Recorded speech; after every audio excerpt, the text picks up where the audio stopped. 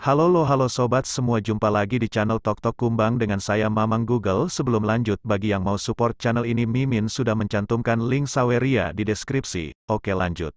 Si Hao memenuhi janjinya, membangun formasi hebat yang luar biasa yang mengumpulkan keberuntungan alami surga dan bumi, memelihara manusia emas abadi 7 warna ini, membantunya menyelesaikan transformasi terakhirnya. Kemudian, si Hao berangkat sendiri lagi. Di masa lalu, ketika dia mencari tubuh sebagai jalur benih, ketika Penatua Agung membantunya membersihkan tubuhnya dan menempa roh primordialnya, ada banyak persiapan yang dilakukan. Ada satu tempat dengan Evil Warding Divine Bambu dan Yellow Springs Fruits. Setelah memakannya, mereka bisa melunakkan roh primordial yang tak kenal lelah. Sekarang, dia mengunjungi kembali tempat-tempat lama ini. Ada gunung besar yang megah tersembunyi di kehampaan, sulit ditemukan, bahkan lebih sulit untuk dikunjungi. Di masa lalu, si Hao membutuhkan potongan batu giok Penatua Agung untuk mendekat. Sekarang, dia mencapai puncak gunung dengan satu langkah, tiba di kuil emas yang dibangun dari hukum alam, kuil yang ditangguhkan. Dia langsung berjalan, memasuki jembatan Void Gold, melangkah ke Immortal Mound.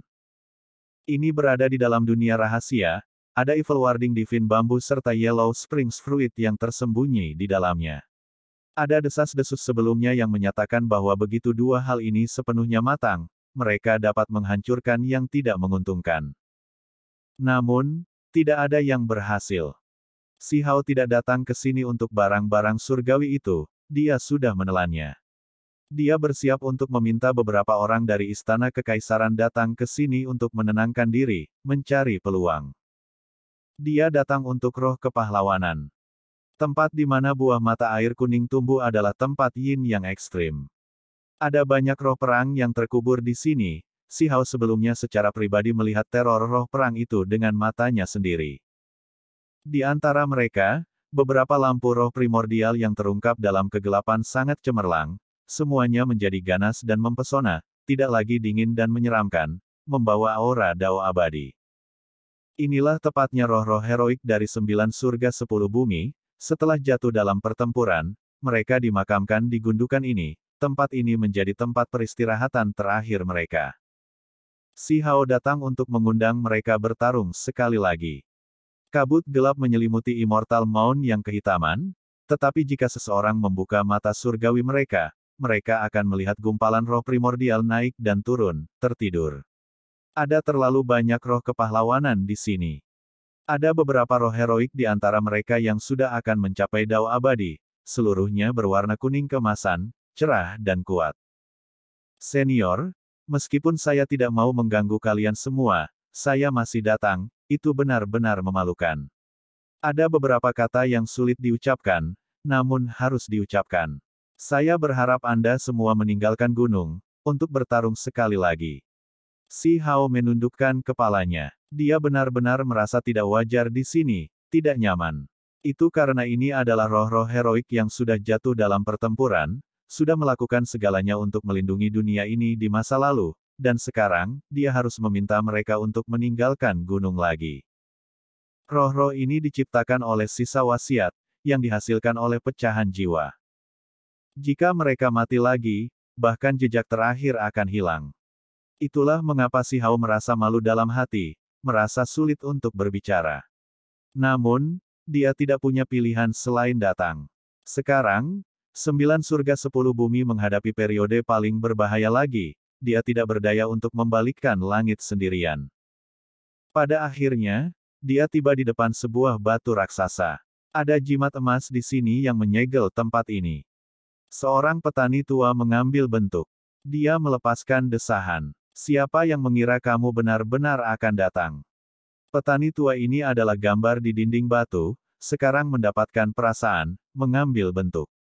Dia tahu tentang semuanya di sini, di masa lalu, dia bahkan memberi petunjuk si Hao. Dia sebelumnya mengatakan bahwa ketika segel dibuka, roh-roh heroik di sini dapat dibawa keluar dan berpartisipasi dalam pertempuran besar. Namun, ini mungkin juga pedang bermata dua, bagaimana jika makhluk itu tidak sujud? Senior, kamu juga harus ikut denganku. Si Hao berkata kepada petani tua itu.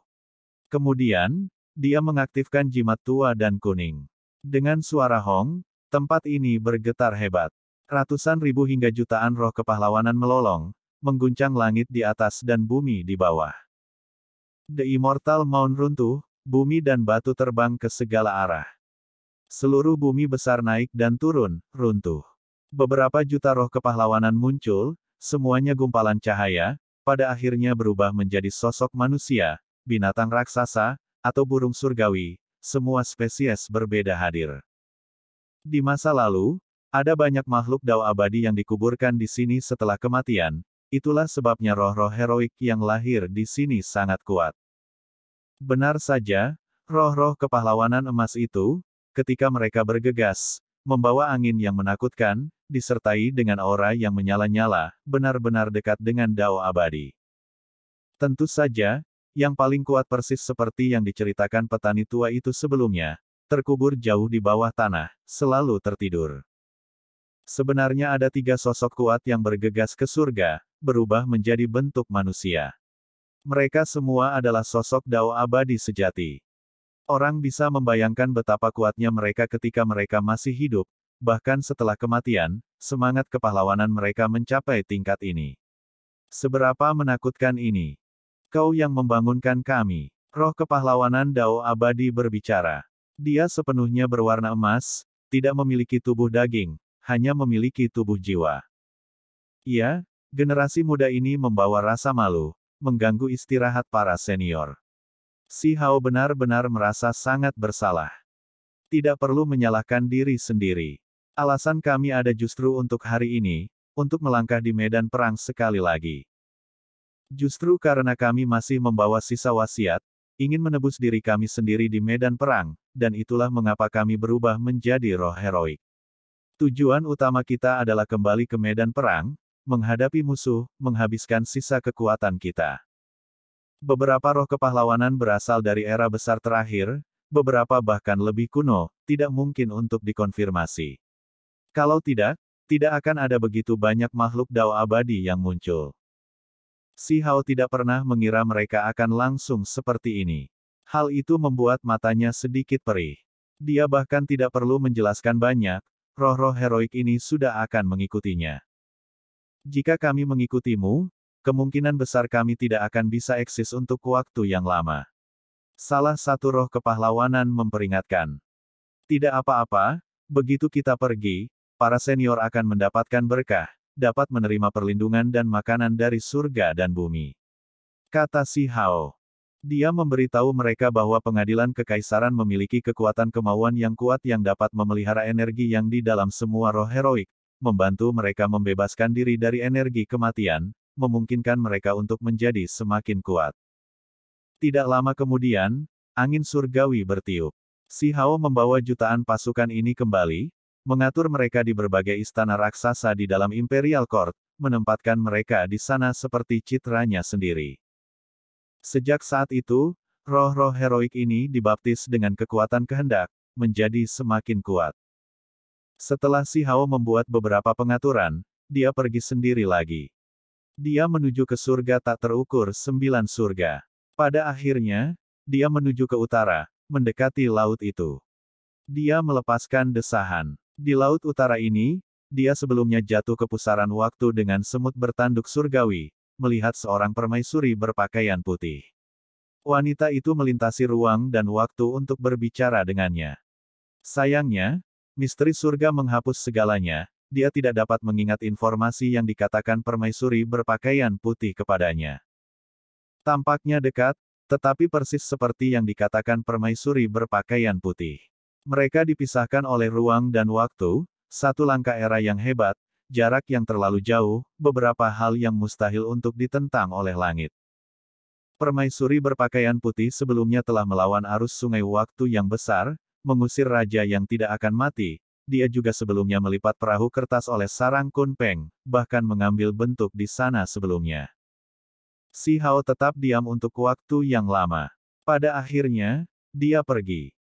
Dia menuju ke hutan yang terendam di laut. Pada kenyataannya, ada puncak-puncak besar di sini. Di masa lalu, kitab suci yang tidak dapat dihancurkan ditemukan tepat di kedalaman tempat ini. Dia melakukan pertempuran hebat melawan He Wushuang di sana di masa lalu, menghadapi pot peleburan abadi, mendapatkan kitab suci yang tidak dapat dihancurkan dengan susah payah. Kali ini, bukan karena dia ingin menuju ke tempat itu, melainkan untuk mendekati gunung-gunung raksasa itu. Ini tempatnya. Si Hao mengangkat kepalanya. Di gunung-gunung besar yang belum pernah dinaiki siapapun sepanjang sejarah, ada kelainan, hal-hal yang sulit dijelaskan dengan jelas. Di salah satu puncak adalah peti mati kuno. Di masa lalu, satu set kulit manusia berkibar, menakutkan tak tertandingi, diduga sebagai hantu abadi.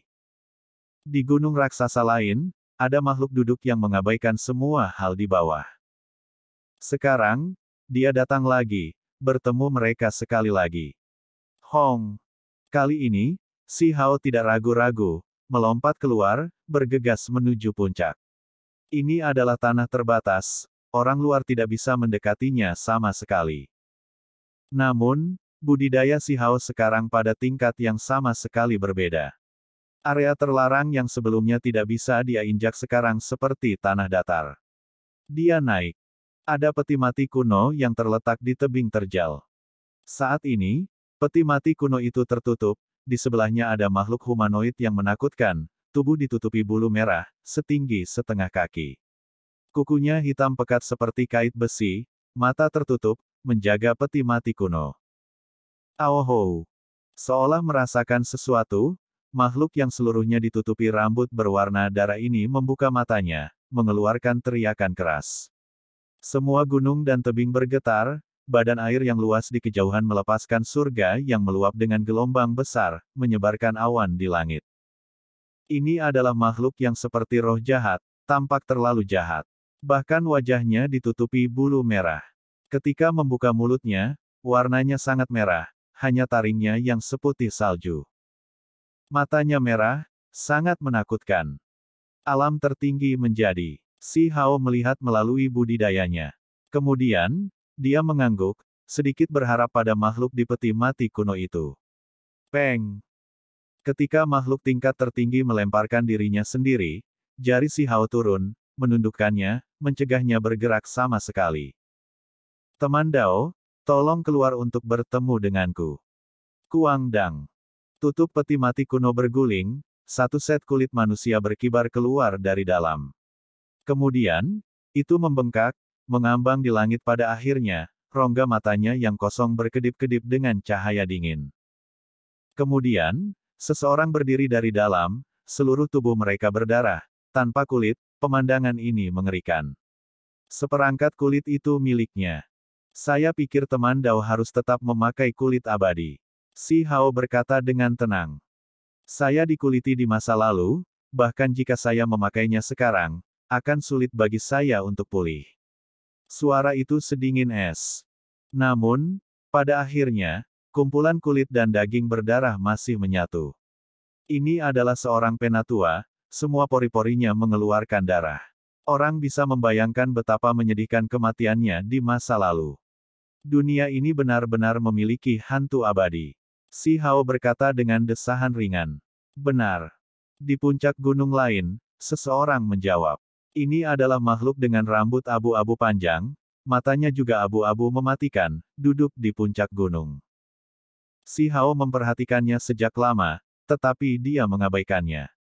Di masa lalu, ketika dia melewati tempat ini, dia melihat individu yang duduk itu, serta sekumpulan kulit manusia yang berkibar dari peti mati kuno ini, curiga bahwa hantu mencapai keabadian. Kami tidak ingin terlibat dalam urusan fana. Untuk apa kamu mencari kami? Tepat pada saat ini, di puncak yang jauh, seorang wanita juga berbicara, wajahnya pucat seperti salju, hantu abadi lainnya. Kalian semua tampaknya memiliki sedikit keterampilan. Bagaimana Anda bisa mencapai keabadian? Si Hao bertanya. Apakah ada kebutuhan untuk memberitahumu? Pria berambut abu-abu itu berbicara. Kemudian, dengan suara Hong, dia mengambil tindakan, menyerang si Hao. Peng! Si Hao langsung meraih pergelangan tangannya, dengan dingin berkata, aku telah membunuh makhluk abadi dan 3 makhluk abadi. Apakah Anda semua ingin mencoba saya juga? Ketika kata-kata ini terdengar, tempat ini menjadi sunyi. 3 abadi hantu tetap diam untuk waktu yang lama. Teman Dao, mengapa kamu datang? Penatua di peti mati kuno berbicara, usianya tampak paling besar. Dia melihat ekspresi si Hao acuh tak acuh, berkata lagi, kami memperoleh kehidupan dari mayat abadi, mengembangkan kesadaran, tidak dapat dianggap sebagai makhluk abadi sejati. Namun, karena sifat unik tempat ini, mayat kita mempertahankan vitalitas, kekuatan kita saat hidup masih ada, itulah mengapa kita bisa menampilkan kekuatan Dao abadi. Dia agak jujur dan tulus, berbicara tentang asal-usulnya. Mereka semua adalah roh primordial baru yang diciptakan. Tubuh mereka sangat kuat, setara dengan keabadian sejati, tetapi roh primordial tidak sekuat itu, sampai-sampai mereka tidak memahami metode apapun. Kalian semua memiliki kekuatan magis abadi sejati, tetapi tidak memiliki metode abadi. Saya ingin meminta Anda semua untuk keluar dari gunung, dan kemudian memberi Anda semua kitab suci Dao abadi, bahkan kitab suci Raja abadi. Kata si Hao. Napas ketiga hantu abadi segera menjadi tergesa-gesa ketika mereka mendengar ini, mereka tergoda. Kemudian, setelah beberapa diskusi, mereka setuju untuk pergi bersama si Hao.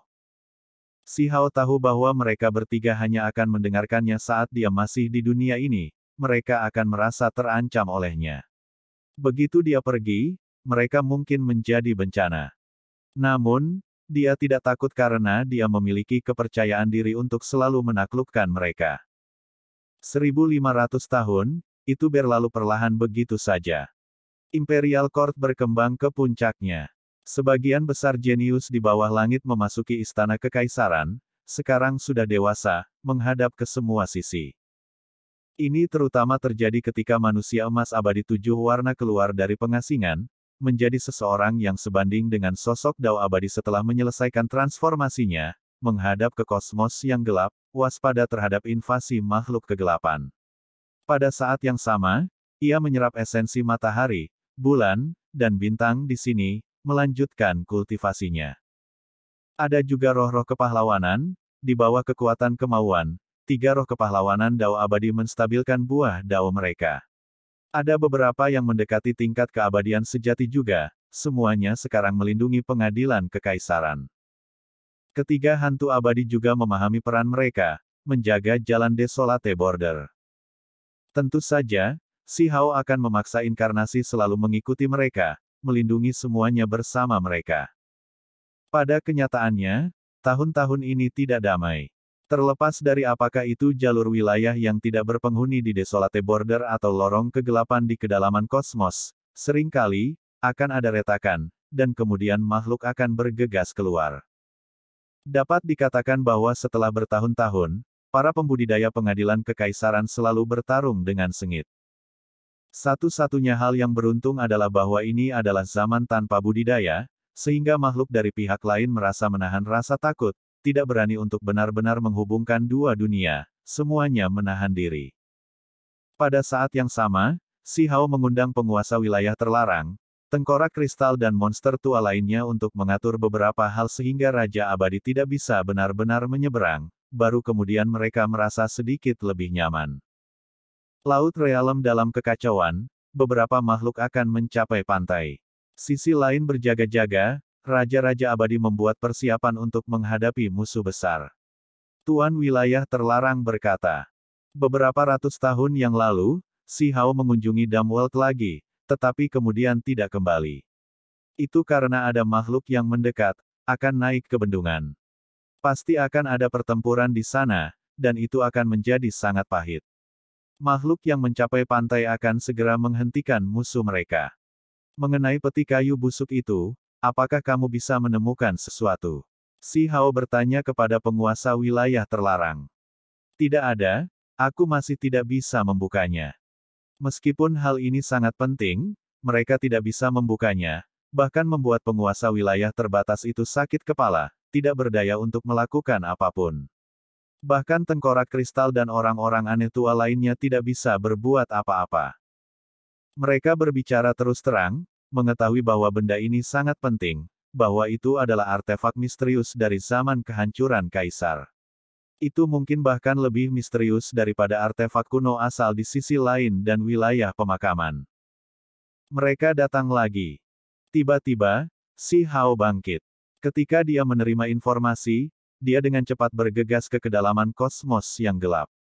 Teratai hitam muncul lagi, ingin membuka jalan, jadi mereka membutuhkan Si Hao untuk membakarnya dengan api di tubuhnya lagi. Ah! Kali ini, itu sedikit berbeda. Di kosmos yang gelap, sekelompok makhluk kegelapan bergegas, membawa kekejaman yang pahit, serta kabut hitam tebal. Abadi. Di sisi lain, ada seorang ahli tingkat abadi. Itu adalah kera yang ganas, tubuhnya sepenuhnya seputih salju, tampak sangat mencolok dalam kabut hitam. Itu dikelilingi di bawah petir berwarna darah, terjalin di sekitarnya dengan padat. Kera yang kejam ini terlalu kuat, dan ukurannya sangat besar, hampir menghancurkan lorong lotus hitam. Ada gelombang dunia yang melahap aura menakutkan. Ah! Ini melepaskan raungan besar, langsung melahap bintang. Itu melebarkan mulutnya dan memamerkan taringnya. Bintang itu dihancurkan di bawah giginya, dikunyah, pancaran menyilaukan dilepaskan. Itu berubah menjadi energi esensi, dan kemudian diserap. Membunuh. The Seven Colored Immortal Goldman mengambil tindakan, membentuk jejak, membantai jalannya ke arah itu. Pada saat yang sama, Si Hao juga tiba. Dia menabrak teratai iblis, ingin menghancurkannya terlebih dahulu. Kera kekerasan perak melepaskan kabut hitam dari mulutnya. Zat ini adalah materi kegelapan. Itu bertempur dalam pertempuran hebat melawan manusia emas abadi 7 warna. Hati-hati, jangan terkontaminasi oleh kegelapan. Si Hao meraung memperingatkan. Dia sudah bergegas ke akar teratai iblis. Tiba-tiba terdengar suara bo. Akarnya meledak, kait keratin yang sangat tajam muncul, sangat besar, bahkan lebih besar dari bintang. Kulit Si Hao ditutupi lapisan merinding, segera mengaktifkan api misterius, melepaskannya untuk membakar area itu. Ho! Raungan besar terdengar, berdering melalui dinding alam. Di sekitarnya, bintang-bintang meledak satu demi satu, berubah menjadi bubuk, pemandangan yang sangat mengerikan. Semuanya karena auman makhluk itu. Ini masih hasil melalui dinding alam, hanya beberapa fluktuasi yang melewati lorong, namun itu sudah menciptakan jenis pemandangan ini. Orang bisa membayangkan betapa mendominasinya itu. Jika tubuh aslinya disilangkan, hasilnya akan terlalu mengerikan untuk direnungkan. Kait keratin itu terlepas, terluka oleh api misterius itu. Itu menarik diri ke dunia kegelapan. Akar teratai iblis hancur. Saat dinyalakan, Si Hao samar-samar sepertinya telah melihat pantai lain. Ada cakar raksasa, pengait keratin hanyalah salah satu kukunya. Seberapa menakutkan makhluk ini. Paku itu bahkan lebih besar dari bintang, tubuhnya bisa dikatakan tak terbatas seperti Dao Agung. Jika itu merilis proyeksi magis, itu akan lebih tak terbayangkan. Si Hao merasa bahwa segala sesuatunya akan menjadi semakin berbahaya. Ini mungkin makhluk tingkat raja setengah abadi. Setelah pertempuran ini, kera kekerasan perak terbunuh, tidak cukup bahkan jika memiliki kekuatan tingkat abadi. Namun, Si Hao dan yang lainnya merasakan parahnya situasi. Seorang ahli tingkat raja setengah abadi akan mengambil tindakan, itu akan sulit mulai sekarang. Si Hao menggosok pelipisnya, merasakan sakit kepala. Makhluk realem Si akan pergi ke pantai, api perang ditakdirkan untuk meluap ke langit, kemungkinan melibatkan alam ini. Sementara itu, sisi lain dan makhluk kegelapan juga akan membantai mereka saat ini, semuanya berkumpul bersama. Ini benar-benar masa sulit. Tanpa ragu, saat-saat paling kejam sudah dekat.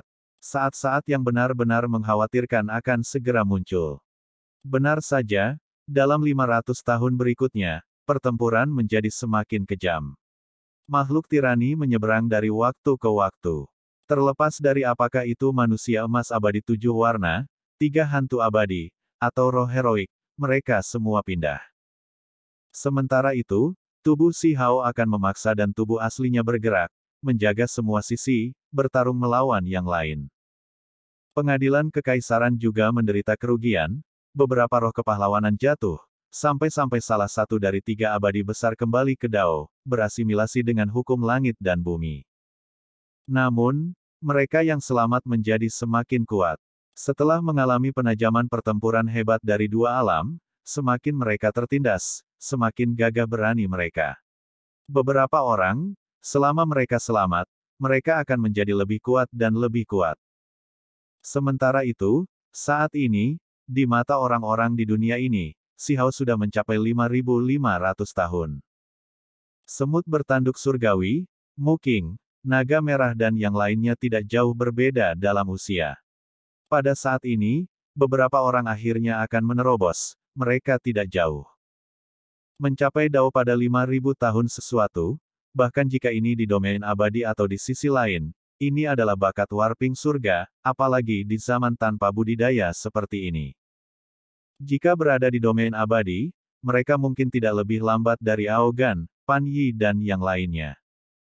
Situasi Si Hao hanya bisa dianggap sebagai pengecualian, mereka tidak bisa dibandingkan dengannya. Pada saat ini, Yunxi memasuki tahun-tahun berikutnya. Sulit baginya untuk menjadi makhluk tertinggi, dengan kultivasinya saat ini, dia sudah tidak punya banyak waktu lagi. Namun, penampilannya selalu tetap seperti seorang wanita muda yang cerdas dan cantik, tidak pernah menua, mempertahankan keadaannya yang paling indah. Ini membuatnya puas, merasa sangat diberkati. Aku hanya sedikit khawatir tentang si kecil ini. Yunxi melihat anak itu tidur nyenyak di kuali putih. Selama periode ini, kawan kecil itu selalu tertidur, sudah disegel. Dia kadang-kadang dibawa keluar untuk mandi dalam kemegahan matahari, bulan, dan bintang-bintang, membersihkan tubuhnya. Kamu tidak perlu terlalu banyak berpikir. Dengan saya di sini, bagaimana saya bisa membiarkan Anda pergi? Kata Si Hao. Jangan buang obat hebat darah abadi padaku, siapapun yang bisa menjadi makhluk tertinggi, siapkan untuk mereka, serahkan untuk mereka yang lebih kuat. Yunxi menolak. Ketika mereka berbicara di sini, tatapannya menjadi lembut sekali lagi, mengatakan, kamu telah memperlakukanku dengan sangat baik, aku sudah tidak menyesal dalam hidup ini, kamu tidak perlu melakukan hal lain untukku. Kemudian, dia mengungkapkan ekspresi aneh. Aku tahu bahwa kamu masih memiliki sisa yang tidak dapat kamu hapus di hatimu, ingin pergi ke sisi lain, melihat orang itu lagi. Ketika dia berbicara sampai di sini, suaranya sedikit bergetar. Kamu tidak perlu terlalu banyak berpikir. Aku tidak akan pergi kemana-mana, aku hanya akan tetap di sisimu.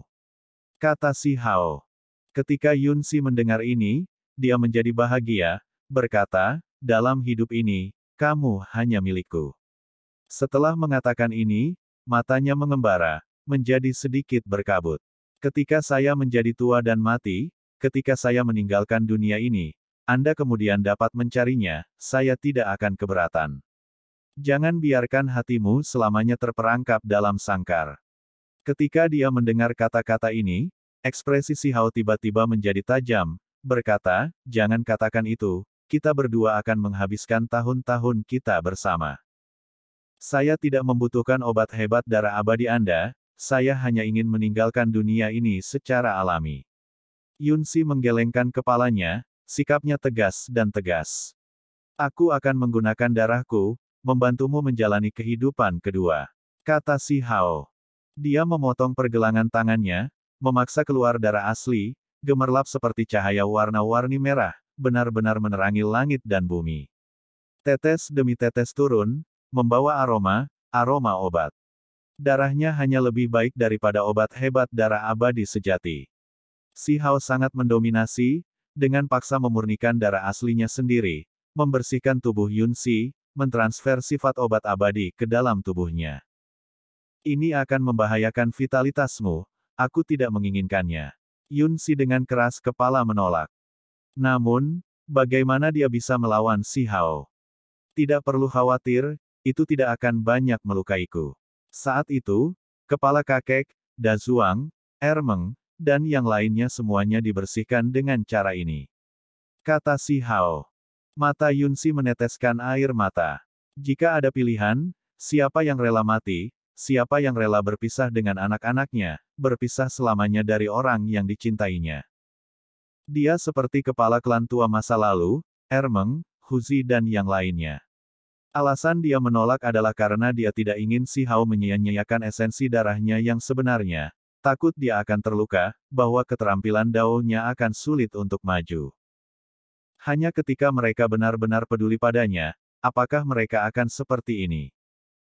Pada hari yang sama, semut tanduk surgawi mencapai Dao, kekuatannya yang mengejutkan langit dan bumi, akhirnya menembus penghalang itu, memasuki jajaran makhluk tertinggi. Beberapa hari kemudian, Mu Qing dan Naga Merah mencapai Dao bersama, naik menjadi makhluk tertinggi. Ini adalah hal yang menggembirakan, Imperial Court sedang merayakan, semua orang bersemangat. 3 makhluk tertinggi muncul pada saat yang sama, ini adalah peristiwa besar yang mengejutkan dunia. Namun, segera setelah itu, pertempuran besar meletus di wilayah tak berpenghuni perbatasan Desolate. Sisi lain menyerang lagi, kali ini menyerang seolah-olah mereka mencoba keluar dari penjara. Seorang raja yang setengah mati mengulurkan cakar besar, ingin menyeberang. Namun, dunia ini menjadi semakin menakutkan. Zaman tanpa budidaya menekan segalanya, menolak makhluk-makhluk dunia luar, menghentikannya untuk masuk. Tahun itu, ketiga makhluk abadi semuanya bersilangan sambil menyegel diri mereka sendiri, apalagi tingkat keberadaan ini yang sangat dibatasi.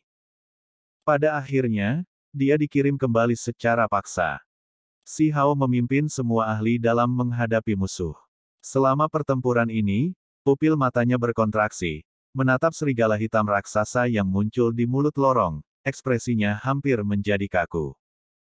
Ini adalah serigala raksasa, tubuhnya besar, tampak seperti gunung iblis kuno, membuat semua orang merasakan tekanan besar, seolah-olah mereka tercekik. Bulunya hitam dan mengkilap, sepasang sayap di punggungnya, tampak seperti sayap dewa yang jatuh, hitam pekat seperti tinta. Bahkan ada kilat hitam di sekitarnya.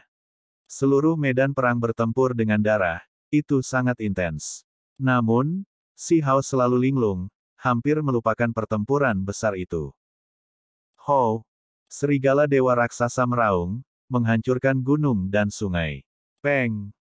Si Hao mengulurkan tangan yang hebat, menghapus semua keributan kekerasan, menghentikan riak Dao besar yang menyebar.